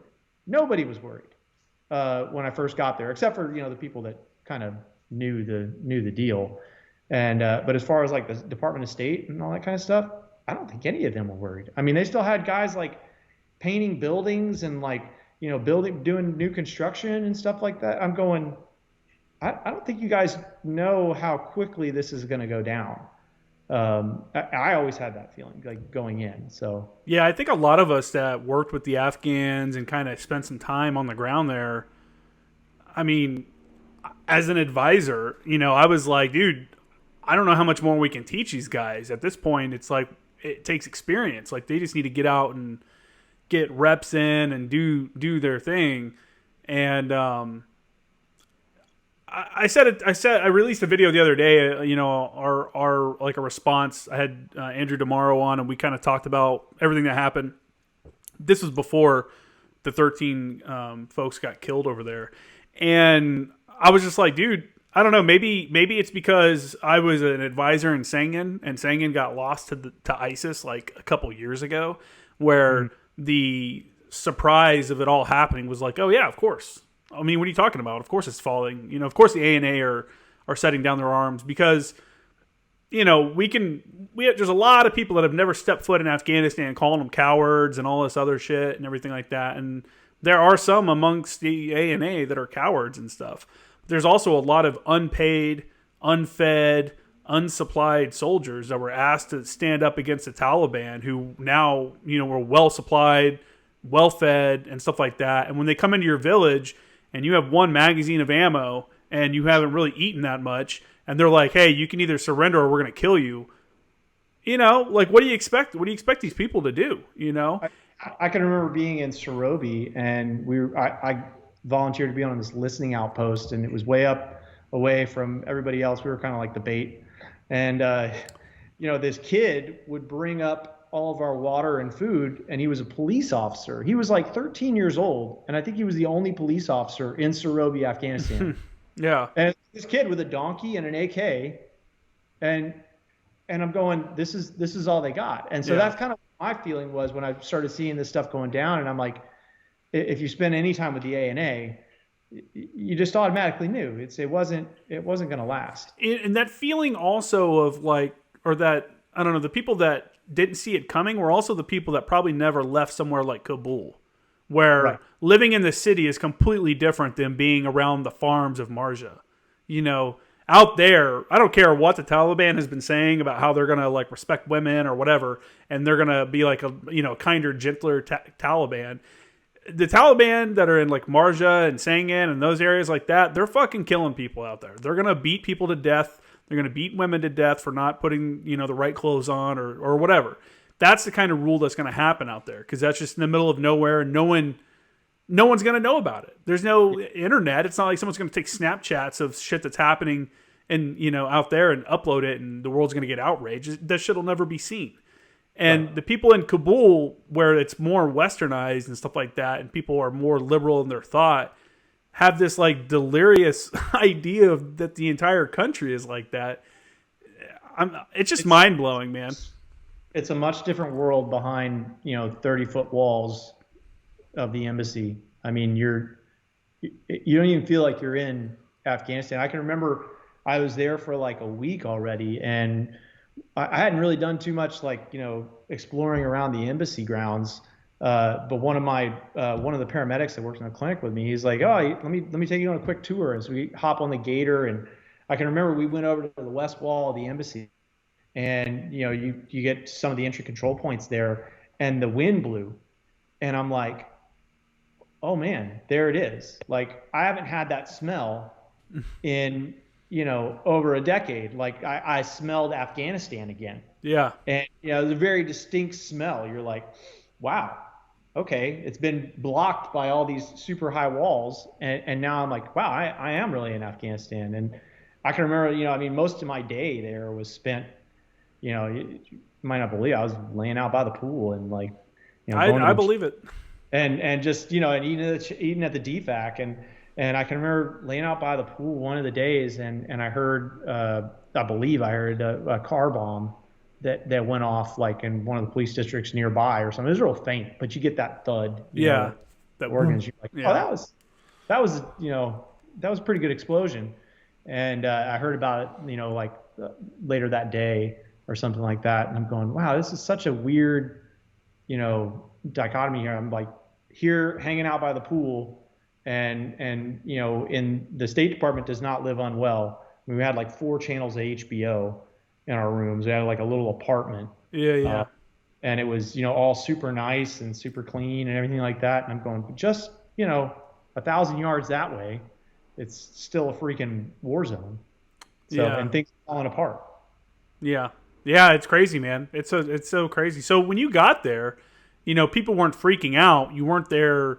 You weren't called up as a reinforcement because they saw all this negative shit happening. And what was your role then? You were just there as a normal contractor to do medical stuff? Yeah. So my main role, you kind of had 2 roles. So like Department of State, they have their own medical people, and it's not huge staffing. I don't know if I can get into the staffing levels, but they have their own medical people, and then you have our role. So we take care of everybody else at the embassy. Mm-hmm. So contractors, all the third country nationals, all the local, the indigenous personnel that work on the embassy, and so we have a clinic that we would run. And so the other part of our role was, okay, if something bad happens, you're going to run all the mass casualty stuff, or you're going to be a part of all the mass casualty stuff. And so we had, our designated areas where we would go to handle mass cas. Yeah, so I mean, you're kind of there as an insurance policy because they need you there because it's they've got enough people that's like, hey, we're going to need this many providers if the shit really hits the fan. Mm-hmm. And so that's kind of how I looked at it. I mean, yeah, there's a lot of hanging out. You don't feel like you're really doing a whole lot, but you're really there as kind of like at the fire department. You're an insurance policy. Yeah. And you hope nothing bad happens, and you hope people don't need to use you, but you're there in case they do. So how did everything start to change? Like, how did you see it? Could you feel it? Like, I mean, the sense of urgency and the need to get people out of the country had to have started ramping up at that point. Yeah, so I would say I think it was like 3 or 4 days before we actually left. We had a Teams meeting with our company, and they were like, hey, we gotta let everybody know we are going to leave. We're under order departure is what they call it. And, but it's not happening just yet. And we're not all leaving. So the thought then was, hey, we're going to collapse down to HKIA, to the airport, and run all the embassy operations out of there. And we had a clinic over there too, and with a whole nother staffing set. And so they were like, we're going to need some people to stay. So if you want to stay, let us know. And I was thinking about it. I was like, I kind of want to be here I want to see what happens. Now I'm intrigued. I'm like, I want to see how this all goes down. Yeah. And so, but I'm sitting here thinking to myself still, I'm like, they were saying, okay, we're going to continue to be here. And I'm going, no, you're not. Like, it's going to get bad. Like, and I think the thought process there of going from the embassy to HKIA is because we didn't really have the capacity to do a lot of like ground evac. You didn't really have the vehicle numbers and things like that. So they do everything by airlift basically, and it's like a 3-minute Chinook ride from the either HKIA to the embassy or vice versa. And so I'm sitting here thinking about like, well, what's my backup plan? Like when it really goes down, if these guys don't take this seriously pretty soon, like how am I going to get out of there? And I'm like, on Google Earth, like looking at the routes that I might take if I got to like get out of here on my own or something.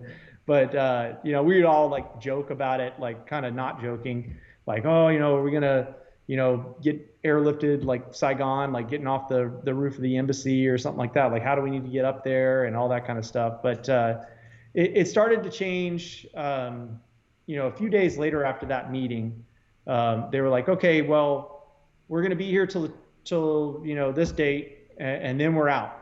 And so they go, but have your bags packed anyways. And so I'm kind of like, okay, so I got to have all my bags packed, but we're going to stay for another month. But so then I go back. I can remember they were like, hey, we're going to start destroying some stuff, some of the more sensitive items.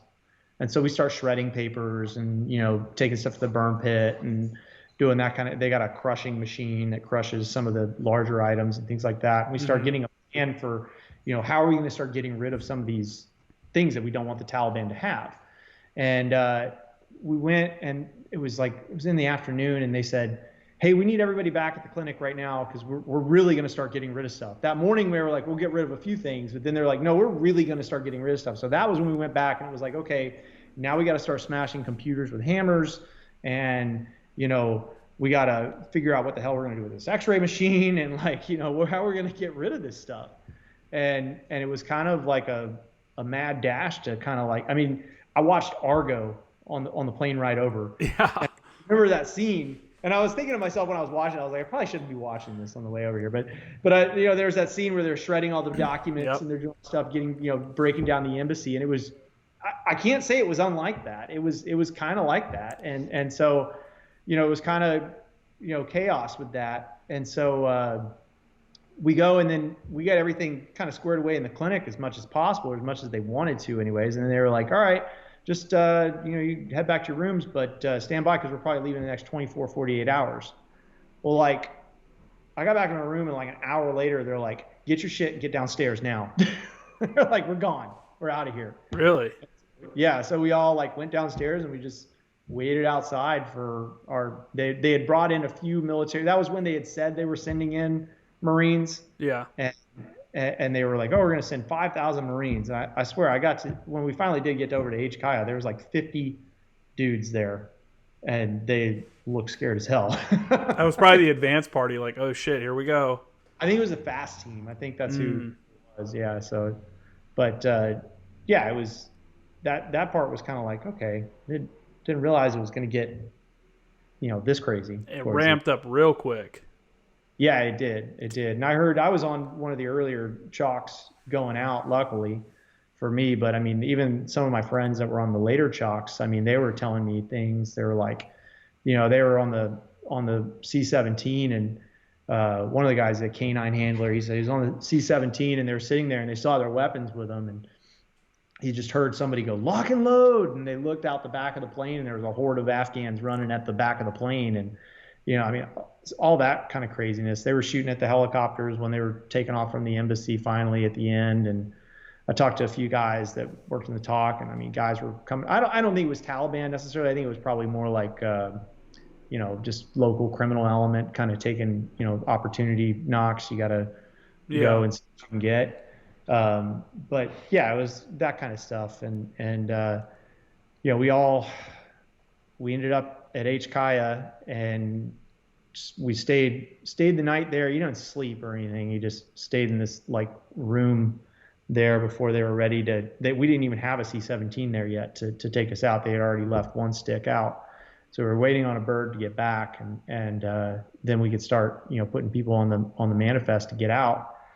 Got on the bird. It was fairly orderly for when I got on there. It wasn't too bad. But I didn't even know, we didn't know exactly where we were headed, because no country really wanted to take us, I don't think, on the way, going out. And really? So, so we flew out, and we landed in Qatar. And I don't know if you've ever been to Al Udeid Air Uh, Force. I don't remember if I went. I went there. I think I've been to that one. I'm not 100% sure. Yeah, so they have like this. They call it transitional living Okay. for people that are like transiting through and like into Afghanistan or Iraq. Oh, okay. No, And I've never been there. yeah, so it's basically it's just like you're surrounded by concertina wire and chain link fence in this one little area on the base, and there's these big long like I can only describe them as trailers, and you get like there's like a 10 by 10 plywood room that you're in, and there's 4 bunks, Mm-hmm. and the first night wasn't bad because it was just like me and one of the Nepalese doctors that I was working with. And then after that, I'm like, they start bringing in more people, more and more people all through the night. And, we got people knocking on our door going, hey, you're getting 2 more in your room. And I'm like, you can't fit 2 more in this room. And I was like, and it wasn't just like, U.S. nationals. This is like everywhere. There's Afghan refugees, there's families, there is, third country nationals, and I'm going, nobody in my trailer even speaks English, like except for my one friend who's the Nepalese doctor. Yeah. I'm like, I don't know who these Pakistani guys are across the hall from me.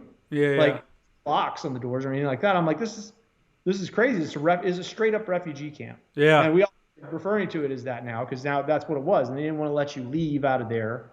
And I remember saying, I was like, because the whole COVID testing thing added a whole other layer to it. And so I said, because they tested us all as soon as we landed. And I said, give me my COVID test. I'm getting the hell out of here. I'm going to the freaking airport and I'm getting my own flight back. I had a direct flight to Miami. Yeah. And they're like, well, as soon as you leave, you haven't been fully immigrated into the country. So the Qatari government's going to arrest you when you get there. I'm like, okay, well, I guess that changes things. So, yeah, because you don't have your passport stamp saying that you arrived. I never even gave a passport. I was like, they asked, they go, we need either your passport or your CAT card. And I'm like, okay, well, I got both. Which one do you want? They're like, oh, just give us your CAT card. So my passport never even got a stamp for Qatar. God, yeah. Dang, man, that's crazy. That's I don't know. That would have been surreal. Like you saying watching Argo. That's like the scene you were talking about. Is exactly what I was thinking about when you said you started destroying stuff. Was it surreal? Like busting computers and like shredding documents. Like holy shit! Like we're getting ready for someone to take this shit over. Yeah, I mean, I can remember we had just gotten a shipment of medications and supplies and stuff in, and I just finished putting them away, and I'm going, all that stuff is gone.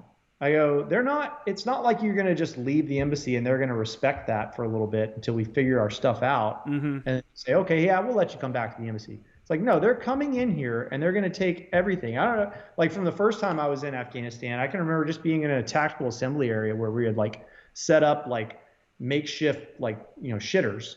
And we had like a toilet seat on a, plywood box with a hole in it. Yeah. And I can remember when we left that camp, like, the locals coming in and just taking everything. And I think I even have a picture of one of these like a 10-year-old kid running away with the toilet seat. I'm like, why would you even take that? But well, why not? You never know. He's like, I got some American stuff, man. This is great. So I go, all this stuff is going to be gone. I go, this isn't, you're not, just locking this up like it's, and that was our thing. We're like, well, what do we need to get rid of and what don't we need to get rid of? Because in that, it came to that, we only have so much time. So you got to kind of pick and choose, what are the important things that you don't want them to have. So when you left, did you leave were there still civilian flights leaving the airport? Because I knew there were some civilian airliners coming in and out of HKI at the time. So I think at some point, I may have already been on the flight out of there, but at some point, one of the civilian planes got bum rushed by about 800 Afghans, and they basically hijacked it and they flew it to Qatar, to where I was. Oh, and no shit! I didn't know they did that. That's crazy. Yeah. So I guess they basically forced whoever the pilot was there at the civilian plane to fly them to Qatar, and so I can remember one of my buddies, another paramedic, and he was a PSS paramedic, And he was telling me, he's like, man, it got like right after you left, it got really bad. And he's like, because right as I was leaving, I think they attacked the airport. It wasn't like real significant attack or anything like that, but it was just like a little firefight that went off. And then there was all the hordes and the stampedes and stuff like that. He's like, I took care of 2 trampled babies. And then when he got to Qatar, they asked him, hey, can you come over here and start treating the Afghan refugees that had just hijacked that plane? Yeah. Basically.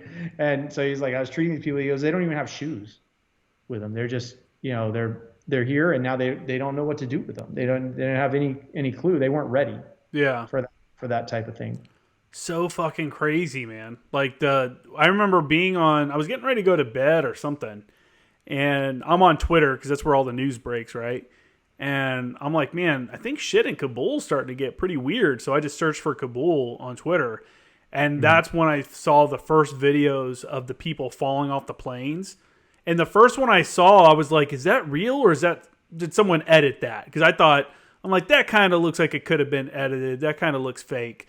And then more videos started coming out, and I'm like, oh shit, dude. Like, people are like hanging onto the planes. And then I saw, I didn't go to bed. I continued to dig. And that's when I saw like the videos of the Apaches herding people off the runway as the jet is trying to take off. And like, I mean, man, I can't imagine what was going through everybody's mind at that time. Like the pilots, the different pilots and stuff, like having to take the plane, knowing like people are trying to hang on to your aircraft, and you got helicopters trying to push people out of the way with the rotor wash and everything. Well, and I think they really try to stick to their regular protocols as much as possible. And I can remember my one buddy that had the horde running at the back of their C-17. He said it sucked because a couple of them got onto it, and so they said, oh well, this plane is no longer safe until we search it and do all this other stuff. So they pulled them all off the plane. He was like getting ready to leave, and he's like, oh, so thankful that he's getting ready to get out of there. Yeah. They pull them all off, and now he's got to wait for another 2 or 3 hours to get on a different plane. Man. So, yeah, I mean, but I guess they ended up stopping doing that, because then I just see these photos of the, C-17s. They just took all the seats out, it looked like, and they're all standing in there. So. Yeah, I think that one had like 860 people is what the final count was. Yeah. They said, I was watching right before we started, General Milley and the Secretary of Defense, I forget it, Austin, were saying that we pulled out just over like 124,000 people, which is like mind-boggling. That many people. Where did they all go? Like all over the world. Europe's Yeah. got them a lot. Went to Qatar. I think they've identified at least 5 military bases here in the U.S. that they're going to send them to. And I will say, they're giving them a lot of crap about not vetting people. Like, oh, we just found out that this guy has been deported. He's an Afghan rapist or whatever. Okay, that means the process is working. In a moment like what you're describing, where everything just comes down to like craziness, the guys on the ground are trying to do the best they can. And then those people will go through some kind of vetting on the back end. We hope so, at least, right?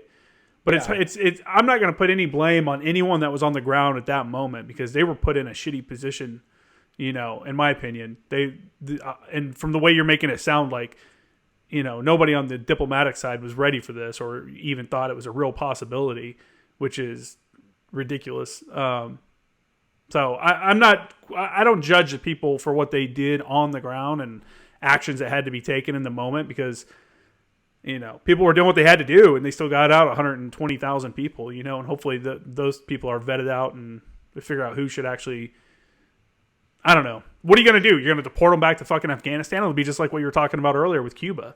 Hey, these guys escaped with us, but we don't really like them, so you take them back. What's going to happen to that guy? Yeah, I guess, from what I've heard is they're in talks with other countries, and not nice places either, like Haiti and like stuff like that. Fuck, Haiti's in the middle of, they just had that hurricane or earthquake, excuse me. Yeah, that earthquake. So I don't know what you do with that. My thing was, I can remember like the day that we were actually going to leave. And I kind of had a feeling, I'm like, it's going to be tonight. Like I can remember looking on the news and they were like, oh, okay, they were in Ghazni. They took over Ghazni, and I'm going, Ghazni is not that far. Like I've made that drive from Ghazni to Kabul, and Yeah. it's not that far. And so I'm like, they're going to be here soon. I was like, whether they actually enter the city or not, they're going to be here soon, and it's going to cause chaos. So, but I can remember looking at some of the local nationals' faces, just so defeated. These guys. I mean, they they knew that, like, they're there working on the embassy, but they got to go home, and their neighbor is going to potentially rat them out, or whoever. Somebody knows that they work at the embassy. Yeah. And they're not going to be able to hide forever, And so I think that was kind of the worst part, was seeing, like, the people and the real human cost of this. For sure. Especially after, just being there and kind of like, living the good life a little bit, while you're in, not, and then you're not in reality though, like you're not, yeah. That's a different reality. I mean, and they would ask, and obviously, you weren't allowed to say anything about, like, how or when we were leaving. And, my heart just broke for them, because these guys are, they're going to die. That's all there is. One of the worst things I read was that we left back biometric devices that has all those people. I mean, I can remember taking tons of iris scans and fingerprinting local Afghans and stuff like that, because we would do vehicle, snap VCPs, snap vehicle checkpoints, and look for any people that could be terrorists. But everyone gets enrolled into biometrics. And right. That shit was all left behind with all those databases of who everybody is, what their name is, where they live, what their job is.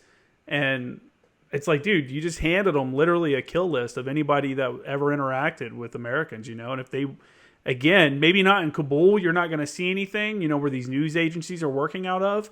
But you go to the outskirts of Afghanistan, and there's some people out there that are hurting right now that used to work with the Americans, or in some way are being accused of working the Americans or something like that. It's just.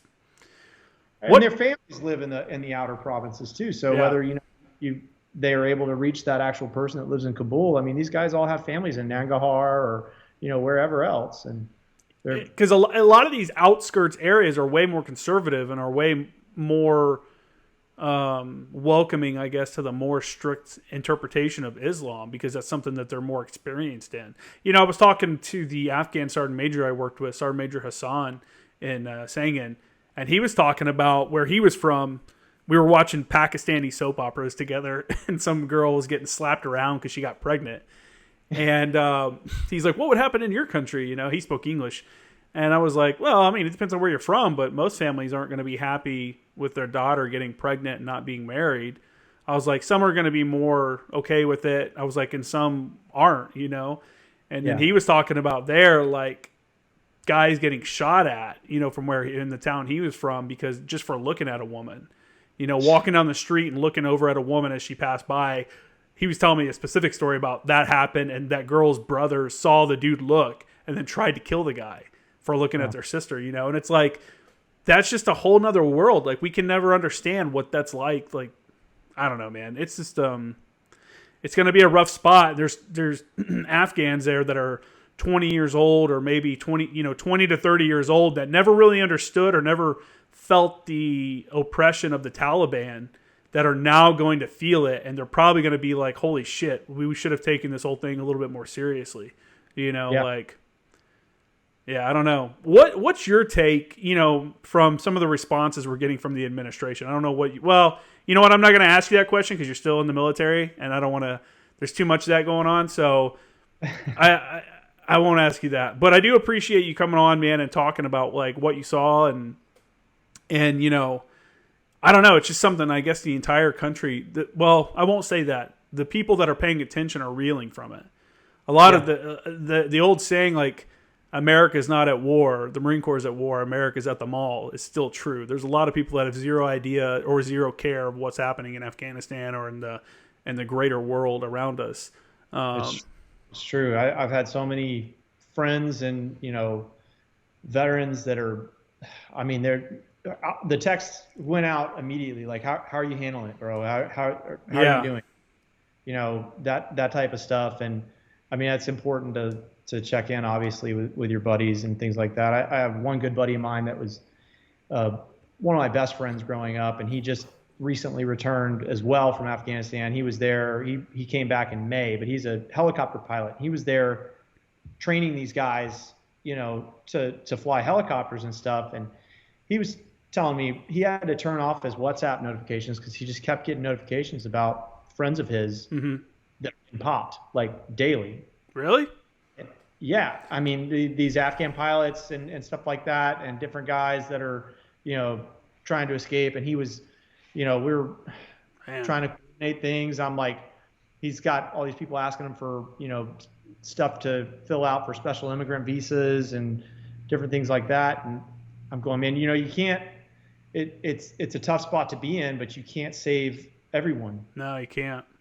I mean, at some point, they're going to have to deal with what's going on in their country. It's a really special thing that a lot of military pages on Instagram and a lot of veterans did to try to rescue the people that they worked with. And because we all worked with Afghans that are solid people, that are great people, and really one of the better thing, for their country. And to help those people out is a super admirable cause. And I'm glad, there was a lot of success there. There was obviously some people that didn't get out. And hopefully, there's still people trying to help those people out and stuff too. But, hopefully that works out for them. I do want to point out, I do want to put it on here because this guy posted this video on Instagram. His name is Mike Wahlberger, Mike_Wahlberger, WAHLBURGER. He just posted this morning like an 8-minute video on Instagram of like the Marines just doing their thing, like the Abbey Gate, and like it was like an 8 minutes of like what it felt like to be on the ground with those guys and stuff. So I hope people will look up his Instagram and take a look at that video. And it's none of the, I don't know, it just reminded me of like being in the Marine Corps, like in between your shift of whatever operation you're doing, you and your buddies are just sitting around fucking around with each other because what else are you gonna do, so it was getting to be there with them, like just even for that brief time at HKIA. I mean, and you just look at all the faces and you're going, God, you guys are, you're babies, yeah. You look at him and you're like, was I ever like that? And I can remember all I wanted to do was talk to them all night, and just because these guys were, literal babies when all this stuff kicked off. And I mean, they were, just being born, and now they're here at the very end of it. And I wanted to, I don't know, you just felt that connection with them, and you wanted to get their stories and everything. So I don't know. It was devastating when I saw what happened. Yeah. I mean, it made, instantly, I just wanted nothing more but to be back there and to be able to help. Yeah. Yeah. I think that's something all Marines hold, or at least a majority of us. You see something like that, and it's like, man, that's, what do you do? It's tough to see, man. It's real tough to see, and I don't even know what to say, honestly. It's just such a horrific thing, in my opinion, that I think could have been handled way better. But that's what happens. The 20-year-olds come in and fight the war that the old men fucking create. So it is what it is, I guess. It's true. Well, is there anything else you want to put out there, man? I know you didn't put in like your social media or anything. I don't know if you want to put any of that stuff out there, if there's any kind of organizations that you want to promote or charities or anything like that. Yeah, I don't know. I don't really, I don't do the social media thing, to be honest with you. It's probably better that way. Yeah, I kind of swore off that a long time ago. But yeah, no, I don't have any great organizations that I'm a part of personally. I have a good friend. He heads up the emergency field hospitals for Samaritan's Purse. So if anything, if people can go online, Samaritan's Purse, it's a really awesome thing that they do.